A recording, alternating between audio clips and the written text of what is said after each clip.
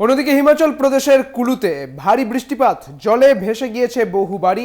মানালিতেও নাগাড়ে বৃষ্টিপাত চলছে, বৃষ্টির কারণে বাড়ছে বিয়াস নদীর জলস্তর। আপনাদের জানিয়ে রাখি, এই পরিস্থিতির ছবিটা দেখুন একবার। হিমাচল প্রদেশের কুলুতে ভারী বৃষ্টিপাত এবং তার জেরেই জলমগ্ন হয়েছে একাধিক নদী, যেখানে বিয়াস নদীর জলস্তর বাড়ছে। মানালিতেও নাগাড়ে বৃষ্টি চলছে, বৃষ্টির কারণে বাড়ছে বিয়াস নদীর জলস্তর।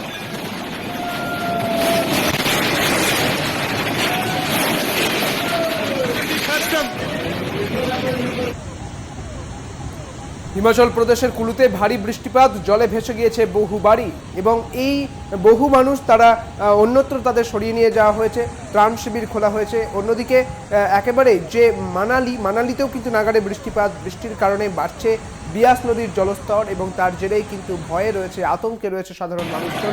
হিমাচল প্রদেশের কুলুর ছবিতে আপনারা দেখতে পাচ্ছেন, জলে ভেসে গিয়েছে একাধিক বাড়ি, একেবারে জলের তলায় সেই বাড়িগুলি। এবং এই মুহূর্তে সেখানকার যে মানুষজন, অর্থাৎ সাধারণ মানুষজন, তারা ভীত।